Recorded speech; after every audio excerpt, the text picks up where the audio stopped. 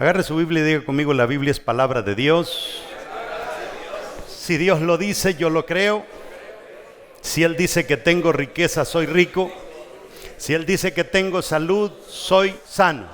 Si Él dice que tengo salvación, soy salvo. Y si Él dice que soy su hijo, soy importante. Por eso, de hoy en adelante, nadie más me definirá. El único que me define es Dios, mi Hacedor.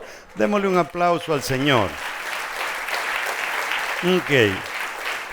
Nosotros como cristianos, mis amados hermanos, tenemos un gran privilegio, y el gran privilegio es que tenemos un manual de cómo vivir aquí en la tierra.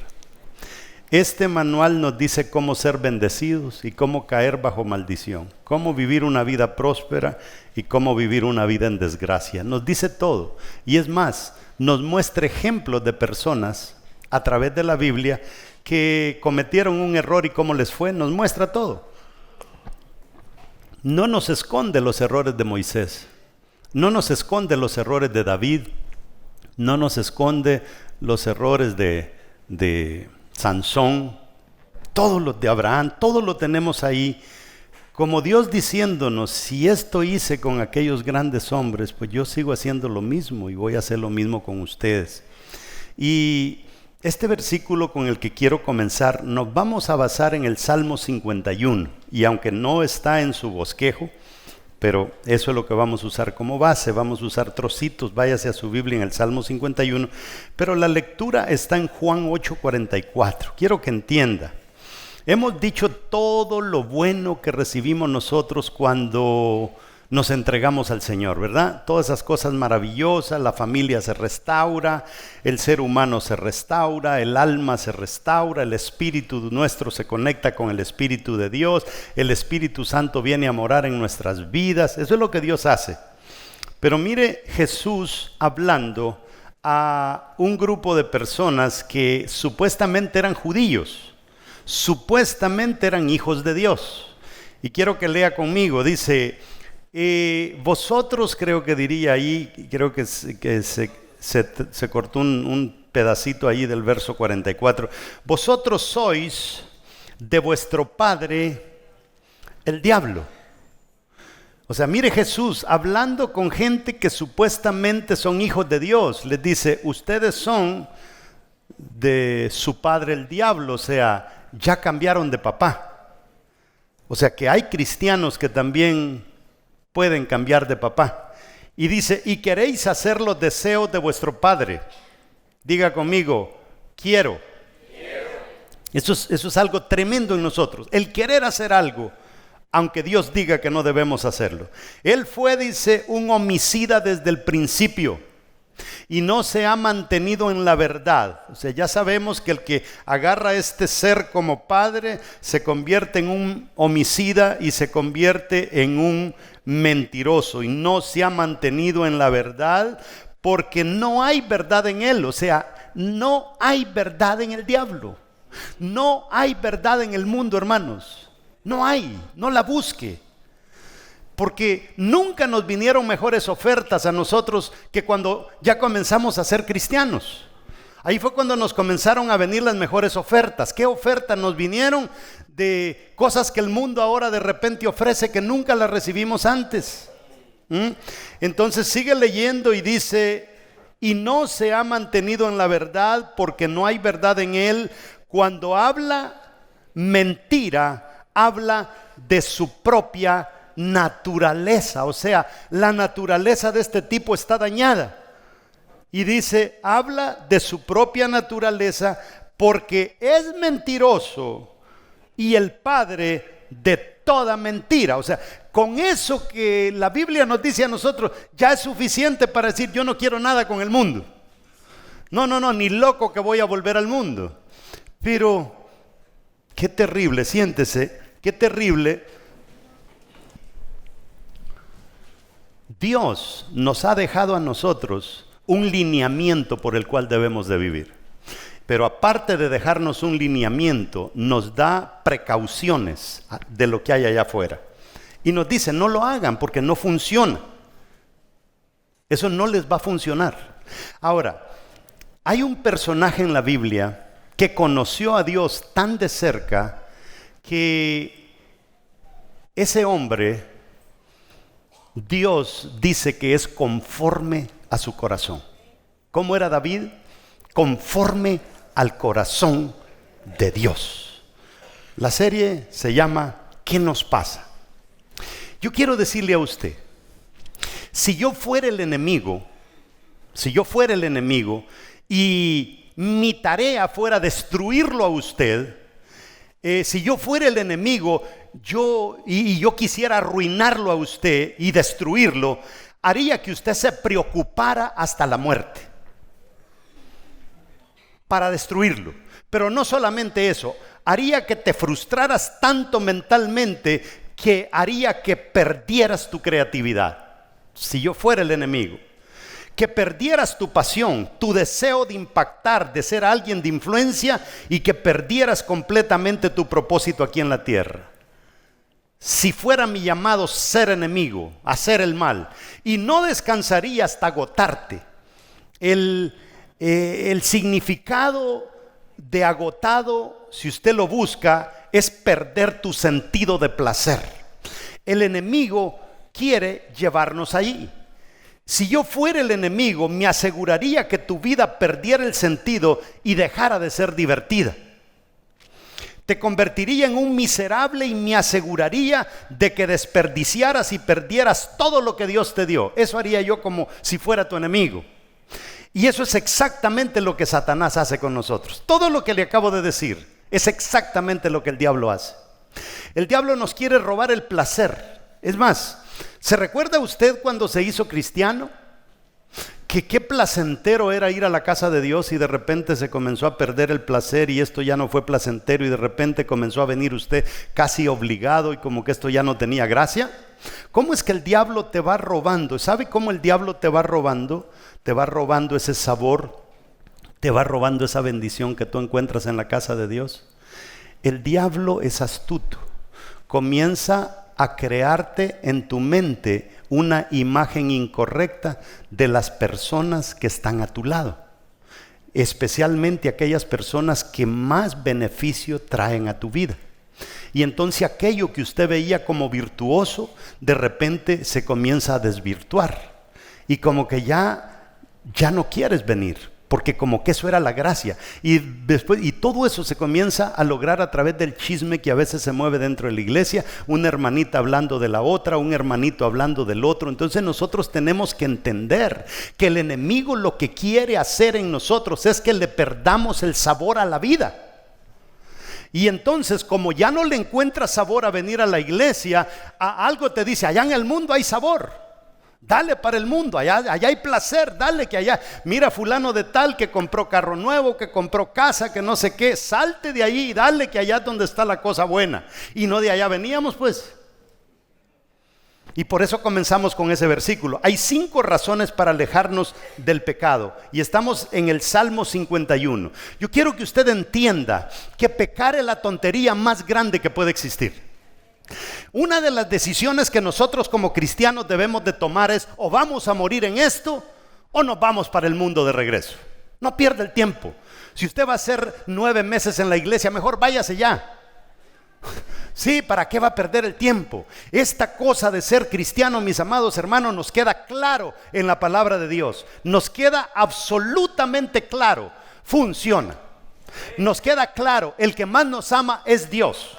Nos queda claro, el que más nos detesta y nos quiere hacer daño es el enemigo. Entonces, hay 5 razones para nosotros ni tan siquiera considerar ir a pecar otra vez. Porque es terrible cuando uno habla con los líderes de la iglesia, que de repente habla con un líder y le dice uno: ¿y dónde está Miguelito, aquel que se convirtió hace como 3 meses en una fiesta del amigo? Y él dice: ay, que pastor, está con todo, ese está encendido, ese ha llegado a enamorarse de Dios. Y uno dice: qué bueno. Y de repente pasan otros 3 meses y le pregunta a uno: ¿y dónde está Miguelito, el que aceptó? Ay, pues ese Miguelito solo el alegrón me dio. En el mundo anda ya. Qué tremendo. Y uno dice, ¿qué nos pasa pues? ¿Qué es lo que está pasando? El pecado domina y controla la mente. Escríbalo ahí, le dimos un bosquejito. El pecado domina y controla la mente. Mire, yo tengo ojos, tengo oídos, tengo pies, tengo manos, tengo olfato. Y uno cree que lo que le controla a uno, para dónde uno va, son esos 5 cosas que le acabo de mencionar. Yo voy para donde mis ojos me llevan, voy para donde mis pies me llevan, y la verdad es que no. Yo voy para donde mi mente me lleva. La mente es el timón del ser humano. Y ¿cuál es la número 1? El pecado domina y controla tu mente. Entonces lo primero que el diablo hace es que saca a Dios del asiento del conductor y se sienta Él en tu vida. Y ahora Él controla todo. Yo quiero que lea conmigo el verso 3 del Salmo 51. Dice David, porque David escribió este salmo, dice: mi pecado está siempre delante de mí.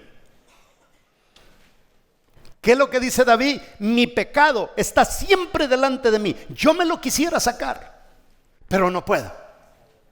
¿Sabe usted cuánto dicen los expertos que demora una imagen para salir de la mente del ser humano? 37 años. Es peor que el plástico que contamina. 37 años la imagen está allí. ¿Ah? Si es que, mire, hay gente que está adicta a la pornografía, pero el que ha visto muchas imágenes pornográficas ya no necesita ir a la computadora. Ya las tiene en la cabeza por 37 años. Simplemente tiene que ir pasando página en su mente, porque es lo que el diablo hace, te comienza a controlar. Cuando nosotros pasamos una cierta cantidad de tiempo en la iglesia, esas cosas como que pasan al olvido, pero cuando comenzamos a probarlas otra vez, nos comienzan a controlar. Entonces David dijo: mi pecado está siempre delante de mí. El pecado cometido comenzó a dominar su mente, a controlar su vida.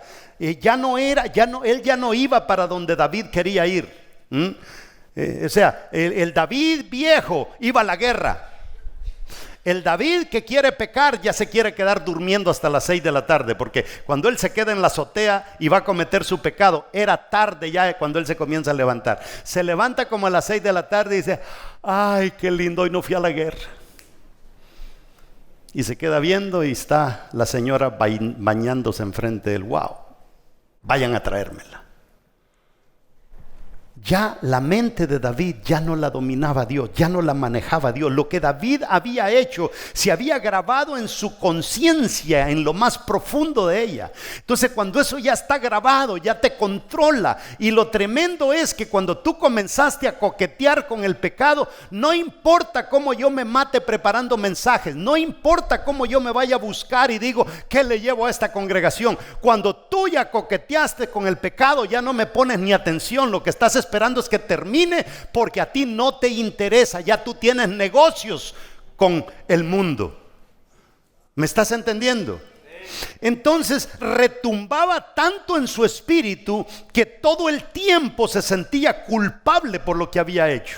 David iba al templo, daba un paso para el templo y le decía a cada paso: culpable, culpable, culpable, acordate de lo que hiciste, culpable, culpable, le fallaste a Dios, le fallaste a Dios, le fallaste. Y con esa cantaleta, mi amado hermano, usted entra a la iglesia y ya usted ya no se sienta al frente, ya se siente culpable y se queda en el último asiento de atrás. Y no estoy hablando por los que están atrás, ¿ok? Yo sé que ustedes llegaron tardecito. Usted puede intentar ignorarlo.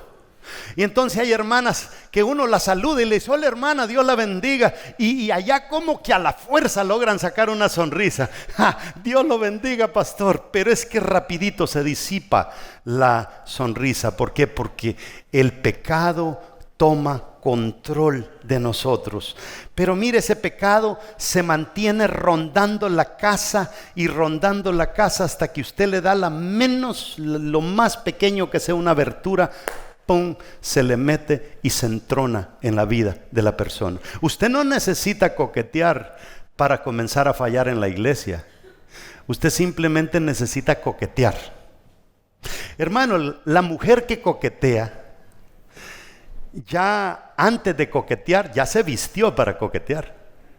Se puso el vestido que le saca todo para hacer bien la cosa. O sea, el coqueteo. Y esto no solamente va con la mujer, porque ahora también los hombres son meros coquetos. Y el problema es que ahora hasta están coqueteando con el mismo sexo, y eso ya está terrible. Eso ya es otro tema, ¿verdad? Y yo sé que esto nos afecta a todos. Yo sé que este programa lo están viendo en el mundo entero. Y no solamente nos habla a nosotros, le habla a usted allá en su casa, donde quiera que nos esté viendo. El pecado será notable. Ya uno de líder, uno de pastor desarrolla un olfato que uno dice, este ya no es el mismo. Este ya ni la sombra de lo que era antes. Y va a ser notable en su temperamento. Su temperamento de repente se comienza a convertir en un temperamento irritable, desconcentrado. Uno comienza a ver que ya la persona le llegó a usted por detrás. Dios la bendiga. Ay, Dios le bendiga, pastor. Está en otro mundo. Quizá casi se me pilló el pastor y que una persona así logre dejar su teléfono sin clave, por el amor de Dios, eso es terrible. Entonces, de repente la persona presenta síntomas de insomnio, falta de gozo. ¿Y qué es lo que pasa? Su pecado va a estar ahí noche y día, noche y día. 3 de la mañana te despierta y te dice, ¿qué te pasó? ¿Por qué te alejaste de Dios? Estás alejada de Dios. Habías avanzado bastante. O sea, ya eras líder, ya hacías esto, ya hacías el otro. Mira cómo estás ahora. Eres una vergüenza. Y te comienza a denunciar. El mismo que te hacía coquetear, ahora te controla. Y ya tú ya no eres un esclavo de Dios y de la palabra de Dios, sino que comienzas a ser un esclavo del pecado. Eso es terrible, hermano. Pero si es que usted dirá, es que nadie me lo dijo. Cuentos. Eso lo repetimos tanto en las iglesias, las bendiciones de Dios, que uno se cansa y uno dice, yo ya me harté de esto. Yo a veces he tenido conversaciones con mi esposa y le digo, mira, yo voy a parar de predicar, esta gente no hace caso. Mire, si usted sencillamente puede pecar y olvidarlo, si usted dice, yo voy a la iglesia, yo peco y lo olvido. Hay personas así. Dicen, no, yo peco y lo olvido. Usted necesita preguntarse si usted en realidad había aceptado a Cristo como su Salvador. Porque el que viene a la iglesia y peca y lo olvida, usted nunca fue cristiano. El que peca y lo olvida nunca fue cristiano. El que peca se siente culpable. El que peca se siente que es un desastre en la vida. El pecado, como le digo, será notable en cada uno de nosotros. Y el número 2, ¿cuál es la número 1? Pecado controla tu mente. Controla tu mente. Controla tu mente. La gente a veces cree que uno es tonto, ¿verdad? Yo sé cómo usted era hace 6 meses. Yo sé cómo usted era hace 9 meses. Y ya si te noto despistado con todas esas cosas, y a veces la gente ni duerme porque solamente en esto piensan. Es que es un infierno. Ya le leí las credenciales del diablo. ¿Ah? El diablo dice que es padre de toda mentira. Número 2, el pecado deshonra al Señor. Esto es lo peor. Esto es lo peor. Porque, mire, cuando una mujer le va a ser infiel al hombre, ella no piensa, ella piensa en el placer. O el hombre le va a ser infiel a la mujer. Ellos piensan en el placer que van a tener, pero no piensan en la deshonra que le van a hacer a su pareja, en la deshonra que le van a hacer a sus hijos. No lo piensan, porque ellos piensan en el plato que se van a comer, pero no piensan en las consecuencias. Y por eso, cuando uno viene viene una persona que ya está medio coqueteando con el pecado, viene a uno como pastor y le dice: pastor, ¿qué usted opina de esto y esto? Entonces uno inmediatamente, el consejo de todo líder y de todo pastor va orientado a: ¿ya pensaste en las consecuencias? Entonces la persona no quiere escuchar eso. Ya pensaste en las consecuencias, sino lo que quiere escuchar es: hija, dale rienda suelta. Pero no lo escuchan de uno, entonces se van al otro. ¿Y usted qué piensa? Y comienzan a ir como el enfermo, de doctor en doctor, a ver quién le aprueba la bendita enfermedad. ¿Sí o no? Verso 4. En el versículo 4 David le dice a Dios: contra ti solo he pecado y he hecho lo malo ante tus ojos. O sea, aquí ya deshonramos a Dios. No solamente mi mente está siendo controlada, sino que ya ahora yo deshonré al Rey de Reyes, al Señor de Señores, a mi Hacedor, a mi papá, al que me amó, al que me rescató de las garras del pecado, al que me rescató de las garras de la muerte. Yo no sé cuántos de ustedes estuvieron quizá a punta de pistola, que los iban a matar y el Señor te salvó, o estabas enfermo y el Señor te rescató, o tenías un hijo moribundo y el Señor te lo rescató. Ese es Dios. Ya te convertiste en su enemigo, no porque Él te dio la espalda, sino porque tú se la diste a Él. Entonces le dice David: contra ti solo he pecado. Pero ¿sabe lo interesante, hermanos? Leamos la historia, vámonos a la historia. ¿Contra quién pecó David? David realmente, o sea, si leemos, no vemos que fue donde Dios y le dijo: Dios, tú eres un esto y el uno y el otro. No, David se acostó con la mujer de otro.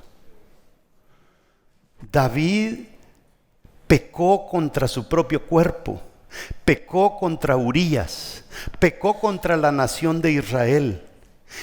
Y él vio que aunque le hizo daño a Urías, se hizo daño a sí mismo. Le hizo daño al pueblo porque él era el rey. Vio que todo ese daño también se lo había hecho a Dios. Porque el que va a ser infiel no piensa en las consecuencias. Pensó en el placer sin darse cuenta que ese placer iba a causar un problema, una deshonra a Dios. Y Dios se lo comienza a cantar, su conciencia lo comienza a denunciar. Cuando una persona quiere cometer adulterio, a veces, fíjese, planea una cita clandestina y quizá algún encuentro en algún lugar oculto y piensa que nadie lo está viendo. Pero es que no nos podemos esconder. Póngase a pensar, él peca contra Urías, peca contra el pueblo de Israel, pero automáticamente dentro de él hay algo que lo denuncia y le dice: el problema es que tú pecaste contra Dios. Entonces para David, mire, él cayó en cuenta, dijo: mi Dios me estaba mirando, es prácticamente lo que él dice. Nosotros no nos podemos esconder de Dios. Mi Dios, tus ojos vieron lo que hice. Oh Dios, Dios mío, el Dios que yo amo, Señor, he pecado contra ti, solo he quebrantado tu ley. No solo he quebrantado tu ley, sino que también he roto tu corazón. O sea, David entiende que la razón por la que el diablo te quiere llevar a pecar no solamente es controlarte tu mente, sino ponerte de enemigo contra tu Creador. Eso es terrible, hermano. ¿Para qué rayos te vas a ir a meter a pecar si te vas a convertir en un enemigo del Dios que te dio la vida? ¿Qué es lo que te asusta? ¿Pensar en un látigo de parte de Dios o en haber desagradado a tu Padre? Si usted piensa que el látigo de Dios viene en contra de usted por haber pecado, usted nunca tuvo una buena relación con Dios. Pero si usted piensa en que he deshonrado a mi Padre, es porque usted tuvo una relación cercana con Dios. Yo no sé cuántos de ustedes se recuerdan su relación con su Padre. Algunos los tienen vivos, otros no. Pero yo me recuerdo algunos descontentos que tuve con mi papá. Y uno de los momentos más felices era cuando ese problema se solucionaba. Uno sentía que se había ido una carga de encima de uno. Ahora puedo hablar con mi papá. Ahora mi papá y yo somos amigos otra vez. Especialmente muchos de nosotros que tuvimos padres duros. Y eso fue lo que un día hizo la diferencia en el hijo pródigo. El hijo pródigo pasó por lo mismo, por lo mismo. El pródigo gozó de las bendiciones de su padre, gozó de las bendiciones de Dios, lo tenía todo, no le faltó nada, le dijo, dame todo lo mío, me voy a probar, suerte allá al mundo. Y cuando se dio cuenta que no funcionaba, que todo lo de afuera es una farsa, él regresó. Y póngase a pensar, él se metió con prostitutas, él hizo esto, él hizo lo otro, y regresa y dice, he pecado contra ti. Hasta el más tontito en el mundo espiritual se da cuenta que todo error de nosotros, el objetivo número uno del diablo no es arruinarte a ti. El objetivo número uno del diablo es que el diablo sabe que si te arruina a ti, enfada a Dios. Porque lo que más Dios ama es a sus hijos. Y lo que más a Dios le duele es ver a uno de sus hijos reventado. Porque eso es lo que el pecado hace. Número 3, el pecado destruye el testimonio. ¿Verdad que es sencillo? ¿Qué es lo primero que el enemigo quiere hacer? Quiere secuestrarnos la cabeza. Hermano, entréguele la cartera al diablo, entréguele los zapatos, entréguele el reloj, por caro que sea, pero no le entregue su cabeza al enemigo. Yo le digo que es preferible que le roben la cartera con $1,000 que le robe la cabeza el diablo por haber pecado. Sí, porque la gente que ha pecado hasta el trabajo pierde. No solo pierde el trabajo, pierde la esposa, pierde los hijos, pierde la salud, lo pierde todo. Número 3, el pecado destruye el testimonio. Verso 14, David le dice al Señor, líbrame de derramar sangre. Líbrame, Señor, de derramar sangre. David era un hombre que Dios mismo, es como Job. Job está teniendo una conversación con el diablo y le dice Dios está teniendo una conversación con el diablo y le dice, mira, ¿has considerado a mi siervo Job? O sea, Dios está orgulloso de su siervo Job. Dios está orgulloso de David, es conforme a mi corazón. Y ahora David ya está cuestionando su testimonio, ya está cuestionando su buen nombre. Mire, si David no hubiera pecado, quizá David fuera más grande para el pueblo de Israel que Moisés. David, un hombre conforme al corazón de Dios, que amaba a Dios, pero cometió un horrible pecado. El pecado no solo degenera el espíritu de nosotros, sino que destruye el buen nombre que Dios nos ha hecho, que ha creado dentro de nosotros. No hay cosa más linda, mis amados hermanos, por mucho que... Mire, hay gente que habla mal de usted. A uno lo hacen pedazos en las redes sociales, pero no importa las boberías que digan de ti, lo importante es que dentro de ti tú sabes que eres inocente. Lo importante es que tú sabes que el concepto que Dios tiene de ti es otro. Pero lo terrible es que la gente piensa que tú sigues siendo cristiano y tú sabes que en las noches haces cosas que no deberías hacer.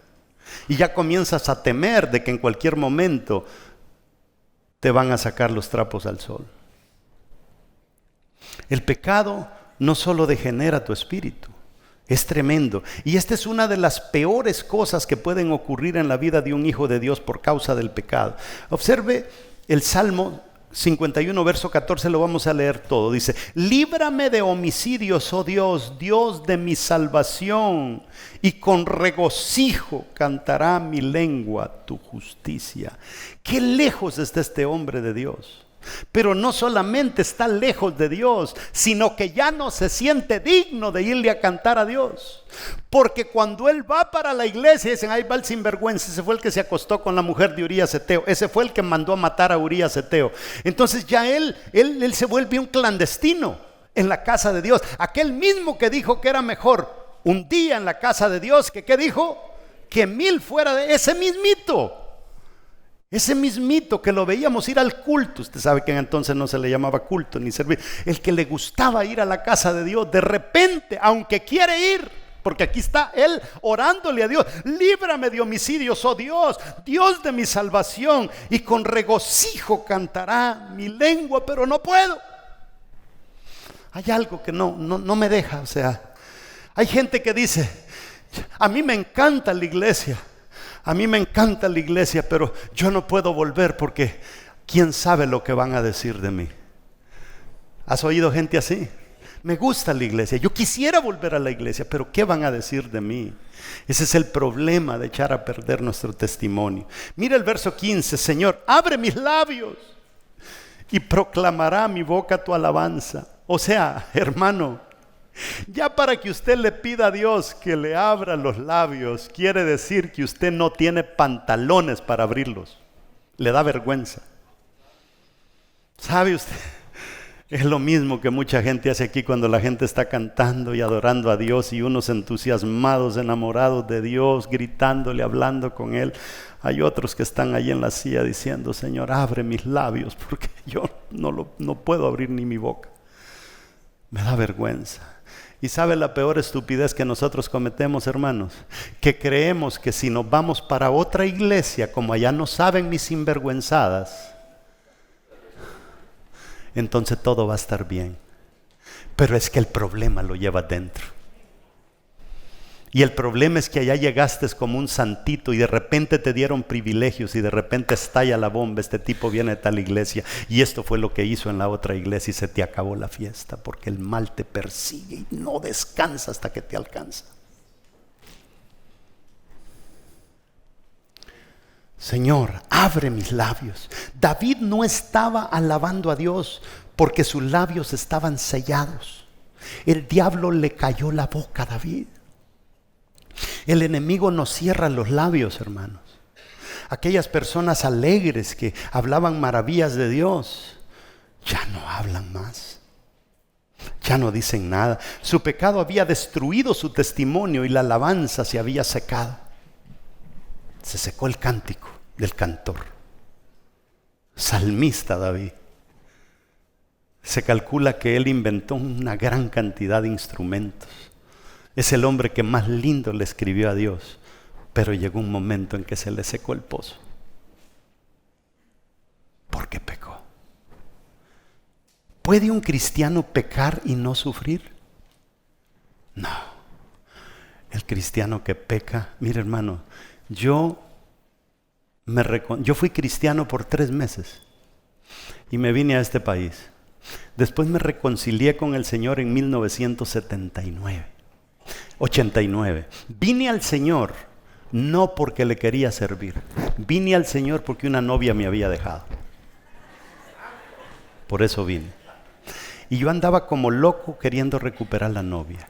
Como al mes de haberme convertido, caí en pecado. Hermano, yo le garantizo, yo pasaba debajo de un puente, yo juraba que ese puente me iba a caer encima. Yo iba manejando y yo creía que cualquier carro me iba a pegar en cualquier momento. Es que el culpable huye sin que nadie lo persiga. Es terrible. Entonces, si vemos el verso 13, dice: devuélveme el gozo de tu salvación y un espíritu generoso me sustente. Devuélveme el gozo de tu salvación. ¿Y quién le robó el gozo a David? ¿Se lo robó Dios? No, se lo robó el diablo. Después venimos a Dios a querer que Dios me devuelva aquello que Él no me ha quitado. ¡Qué tarados somos nosotros! ¿Qué nos pasa? Le dice: mire, enseñaré a los transgresores tus caminos y los pecadores se convertirán a ti. Pero ¿cómo si no tengo el testimonio? O sea, David le dice: Señor, devuélveme el gozo. Si tú me lo devuelves, yo le voy a enseñar a los transgresores. Señor, si es que si me das una oportunidad más, yo me voy a convertir en el mejor predicador. No vuelvo a pecar, me voy a ir a predicar, voy a abrir célula. Te voy a levantar la célula más poderosa de esta iglesia, Señor. Pero devuélveme lo que tú no me quitaste. Qué terrible ser Dios, mis amados hermanos. Vamos al 4 a ver si logramos terminar en estos 5 minutos. El pecado destruye las relaciones. Número 1, para recapitular, el pecado controla la mente. Número 2, el pecado te pone en enemistad con Dios, deshonra a Dios. Número 3, te destruye el testimonio. Pero ¿qué más queremos nosotros con esas 3 cositas? Pero número 4, el pecado destruye las relaciones. Mis amados hermanos, David comienza apasionado por Dios y Dios apasionado con él. Y de repente comenzamos a ver a un David con unas relaciones terribles. Su hija es violada por su propio hijo, por su hermano. Pero no solamente eso, su propio hijo comienza a perseguirlo para querer matarlo. Pero la cosa va más allá. El hijo que le sustituye se convierte en un desastre. Pero también sus esposas son llevadas a tener sexo con otros hombres. ¡Qué tremendo! ¡Qué terrible, mis amados hermanos! Lo que comienza a suceder cuando el enemigo nos hace pecar. Cuando el pecado comienza a enraizarse en nosotros. Perder todo tipo de relaciones. Todos los hermanos de la iglesia que te valoraban, tal vez te sigan valorando, pero tú crees que no te valoran. La gente del mundo ya no te quiere mucho porque es que tú no sabes si eres evangélico o ya volviste al mundo del todo. Entonces te quedas en un sándwich que el mundo no te quiere y crees tú que la iglesia tampoco te quiere. Sabiendo lo bello que es nuestro Dios. Número 5, el pecado estropea el espíritu. Y esto es lo más tremendo, hermanos. El pecado casa el alma con el cuerpo y estos 2 se divorcian del espíritu. El alma y el cuerpo se ponen de acuerdo para concretar el pecado y cuando se ponen de acuerdo se ponen en desacuerdo con el espíritu y queda incomunicado el aparato más importante de nosotros, que es donde Dios, donde el Espíritu Santo habita. Es donde está el llamado que Dios te dio. Quedamos desconectados y por eso es que un mundano no puede encontrar su propósito, porque el propósito está en el Espíritu. Eso es lo que el diablo quiere. Si el diablo llega a la número 5, te acabó. Tú podías tener, es que hermano, no se ha puesto a pensar usted en líderes que se levantaron y iban precioso y usted decía, con este voy a revolucionar mi equipo, y usted decía es que es campeón, es bueno, y de repente comete una estupidez y se ahorca solo y termina hundiéndose. Y entonces nos damos cuenta nosotros de que esto que le estoy predicando es muy real. David dice, crea en mí, oh Dios, un corazón puro y renueva un espíritu firme dentro de mí. El espíritu de David estaba amargado, el espíritu de Dios de David estaba estropeado. No solamente su cabeza, no solamente su relación con Dios, ahora resulta de que su espíritu ha sido contaminado, su espíritu ha sido contagiado. Bueno, no contaminado, porque el espíritu, cuando el alma y el cuerpo pecan, simplemente se aíslan del espíritu. Y no importa las cosas grandes que Dios tenga en el espíritu nuestro, no las podemos accesar porque estamos peleados dentro de nosotros mismos. Y por eso cuando hemos pecado, hay algo dentro de nosotros que nos dice, vuelve a la iglesia, vuelve a la iglesia, vuelve a la iglesia. Y es el espíritu, pero el cuerpo dice, pero ¿cómo lo hago? ¿Cómo lo hago? ¿Cómo lo hago si estoy atado a esta cosa? Y entonces uno viene y hace el llamado y dice, ¿quién quiere entregarle su vida a Jesús? Y hay una voz dentro de ti que te dice, hazlo, hazlo. Y hay otra voz que te dice, pero ¿y el tamal que tienes allá afuera, qué vas a hacer con él? ¿No te lo vas a seguir comiendo? Y dice, ay, no, es que quizá para la próxima semana yo vuelvo, pastor, y entonces quizá acepte, pero hoy no. O los hermanos cuando uno está dando la Santa Cena, que de repente ve que uno se quedan sin tomar la Santa Cena y uno dice, ¿qué pasó? Ya comenzaron a acariciar el pecado. Se sienten tan culpables, se sienten tan reales estas cositas que le he estado hablando. Mire, las personas salvas que no tienen comunión con Dios son irritables. Personas salvas, supuestamente, son irritables, son abusivas, son difíciles de tratar. Esos cristianos que supuestamente son cristianos, que pasan coqueteando con el mundo. Algunas de las personas más irritables que usted haya conocido en la vida son supuestamente cristianos sin comunión con Dios, sin una comunión espiritual. Son carnales. Cuando reaccionan es su carne, no se tocan el espíritu para tener una reacción. Tienen un espíritu amargado y nada les agrada. Es más, esas personas que usted escucha en las redes sociales hablando de medio mundo es porque otros tienen lo que ellos quisieran tener y no lo pueden tener. Y ahí a veces personas bien metidas con Dios comienzan a escuchar esas voces y comienzan a identificarse creyendo que están en lo correcto y terminan arrastrándonos a nosotros también. Usted sabe, ningún plato en la mesa puede verse bien si usted tiene indigestión. Usted llega a una mesa, pero qué comida la que te invitaron. Pero andás con dolor de estómago. Andás enfermo del estómago. Qué plato más rico, pero si me lo como. Así nos pasa a nosotros cuando hemos pecado. No importa quién predique, no importa la palabra que te sirvan enfrente. Dice, está bonita la palabra, pero estoy indigestado. No puedo. Me la quisiera comer, pero no puedo.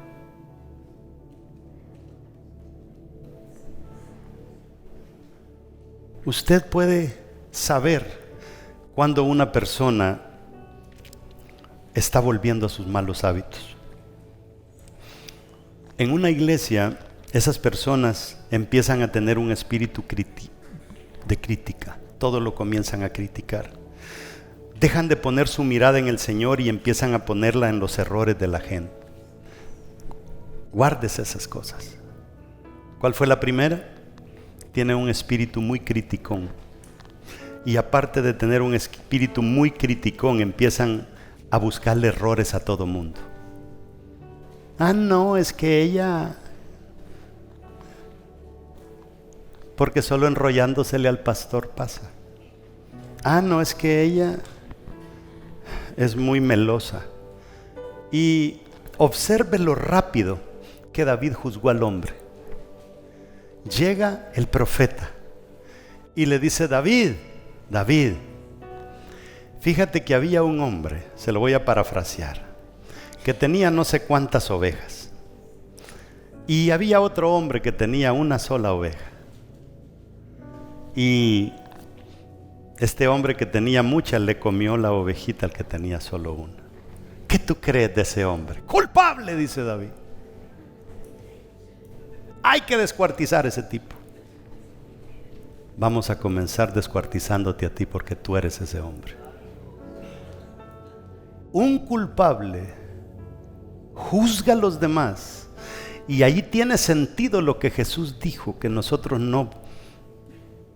no podemos sacarle la paja del ojo de otro cuando nosotros tenemos una viga dentro del nuestro. Eso es lo que hace cuando nosotros nos enfriamos en las cosas del Señor. Mire, él juzgó a alguien por matar a un animal, pero él había matado a un ser humano. O sea, ¿qué nos pasa pues? ¿Qué es lo que pasa en un ser humano que se identifica con la oveja que han matado, pero él acaba de matar a Urías Eteo y aquel hay que juzgarlo, pero a mí no me juzguen porque acabo de matar a uno de mis mejores guerreros? O sea, eso es lo que hace el pecado.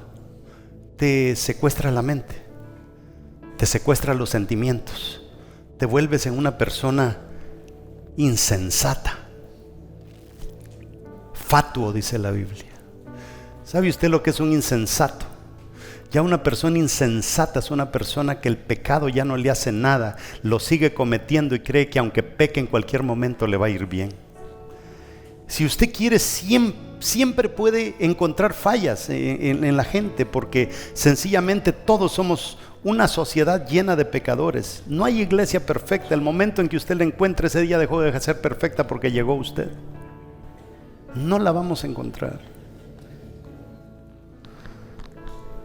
Concluyendo, póngase de pie. Hay dos tipos de heridas del alma, que es lo que el diablo busca con este pecado que nos logra meter dentro de nosotros un virus que se llama culpa. y mete otro virus que se llama tristeza. Culpa y tristeza, culpa y tristeza. Nos comienzan a perseguir. La tristeza es una herida limpia. Uno encuentra a un triste y le dice: ¿qué le pasa, hermano? Lo noto triste. Inmediatamente se le inventa y dice: ay, es que mi mamá se enfermó.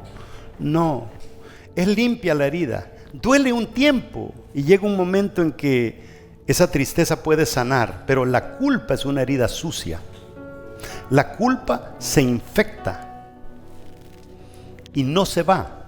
Es una lepra y no se va hasta que tú decides sacarla, viniendo al Señor y pidiéndole que te ayude, aunque Él no fue quien te metió en el lío que te metiste. Eso es lo lindo de nuestro Dios, que no importa que tú te fuiste a buscar el pecado, Él está esperándote con los brazos abiertos y decirte: ven, te estaba esperando. No estaba esperando castigarte, estaba esperando que vinieras con mis brazos abiertos. Pero a veces ese juego nosotros lo volvemos a cometer y lo volvemos a cometer y lo volvemos a cometer. Uno quisiera que los miembros de la iglesia llegaran a un momento de ya me harté de esto, pero no es así. Mire, y por eso David ora y dice: oh Dios, mi alma se siente sucia, mi mente está dominada por lo que he hecho, dice una versión. Mi mente está dominada por lo que he hecho. Qué lindo cuando Dios tiene control de tu mente. Qué lindo cuando tú piensas y haces tu devocional y comienzas a pensar: ¿qué me quiere decir Dios hoy? No sé cuántos de ustedes se levantan en la mañana y le hablan a Dios y le dicen: Señor, ilumíname algo para compartir con aquellos que te necesitan. En vez de andar pensando: qué bonita, a ver quién se sube hoy al bus en el que yo voy. Ojalá y el Uber que me recoja sea una mujer. Yo no sé por qué Uber y Lyft no hay mujeres casi trabajando ahí, ¿verdad? Solo hombres. Y Señor, que me tope, que si agarro un viaje, ojalá y vaya una mujer bonita al lado mío. No, el Hijo de Dios que está conectado con Dios, a veces hasta el que está sentado al lado le perturba porque está demasiado enfocado en las cosas de Dios, demasiado juicioso, demasiado cuidadoso. Y por eso es que el que está bien metido con Dios, casi nunca el enemigo lo distrae, porque como está tan metido en eso, que se le van las oportunidades de pecar. Qué bonito. El enemigo te tiende trampas y tú ni caes en ellas, porque tú estás bien concentrado en las cosas de Dios. Cuando tu mente está siendo controlada por Dios, cuando tu relación con Dios es una relación fenomenal, cuando tu espíritu está siendo bendecido con la presencia del Espíritu Santo dentro de ti, esa es otra vida, hermanos. Ese es otro tipo de vida cristiana. Yo quiero invitar a aquellas personas que quizá se hayan apartado del Señor. Yo lo hice 2 veces. Cuando acepté al Señor la primera vez y 3 meses después me vine para acá, y cuando me reconcilié con Él 1 mes después le fallé al Señor, y gracias a Dios de ahí para acá. Y no le digo que soy perfecto, pero ante la más mínima falta mía, yo voy donde Dios y le digo: perdóname, Señor.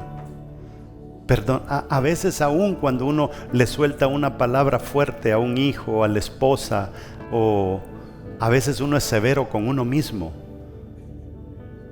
uno tiene que ir donde el Señor y decirle: Señor, perdóname. Porque el error no solamente lo cometí con alguien, lo cometí con Él. Hermanos, que esta serie lo ayude a usted a agarrarse de las manos de Dios, a comenzar a tener una intimidad con Dios. Decía Christian en el mensaje que predicaba a las 2 de la tarde: cuando un hombre y una mujer tienen intimidad, se espera que venga un fruto de esa intimidad. No puede nacer un hijo si no hay intimidad. No te va a salir ni un fruto a ti si no tienes intimidad con Dios. Y eso es lo que el diablo quiere, que seamos estériles, que no produzcamos absolutamente nada.